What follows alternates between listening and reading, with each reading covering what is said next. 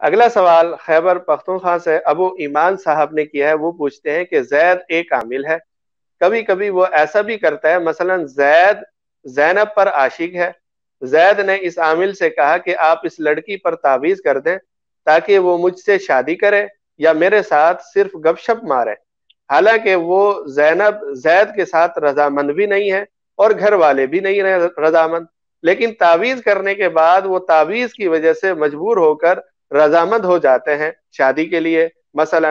اور زید عامل سے کہتا ہے کہ میں آپ کو اتنے پیسے دوں گا، مثلا 5,000، کیا یہ پیسے اس کے لیے جائز ہیں اور اس کا یہ عمل جائز ہے یا نہیں؟ بالکل جائز نہیں ہے. تعویذ کر کے کسی کے ذہن کو اس طرح مسخر کر کے اس سے اپنا کام نکلوانا یہ جائز نہیں ہے. نہ ان صاحب کے لیے ایسا کرنا جائز ہے، نہ عامل صاحب کے لیے ایسا عمل کرنا جائز ہے، نہ اس پر پیسے لینا جائز ہے. اور ان کو یہ بات پتہ ہونی چاہیے کہ کسی بھی اجنبی لڑکی سے اس طریقے سے تعلق قائم کرنا یہ ان کے لیے ناجائز اور حرام ہے. لڑکی پر بھی شرعی پردہ فرض تھا اور ان کے اوپر بھی لازم تھا کہ یہ نامحرم سے اس طرح گفت و شنید سے اپنے آپ کو بچاتے. دونوں نے بہت غلط کیا، حرام کا ارتکاب کیا اور پتہ نہیں کتنی دفعہ کیا. اس سے توبہ استغفار کریں.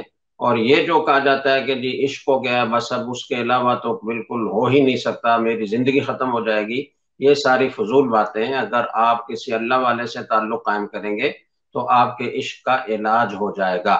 اور اللہ تعالیٰ سے دعا مانگے، ربنا حب لنا من ازواجنا وذریاتنا قرۃ اعین وجعلنا للمتقین اماما.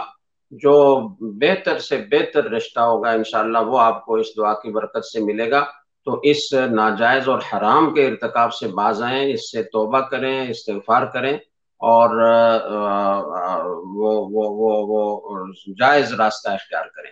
البتہ اگر ایسا ہو چکا ہے یعنی شادی ہو گئی ہے تو پھر ایسی صورت میں طرفین کے والدین کو چاہیے کہ وہ اس رشتے کو کامیاب بنانے کی کوشش کریں، چونکہ اب ایک چیز ہو چکی ہے.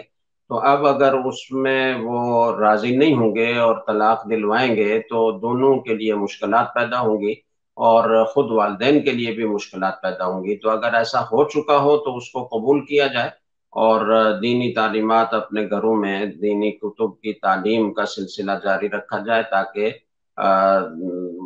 سارے لوگ دین کے مطابق عمل کرنے والے بنے.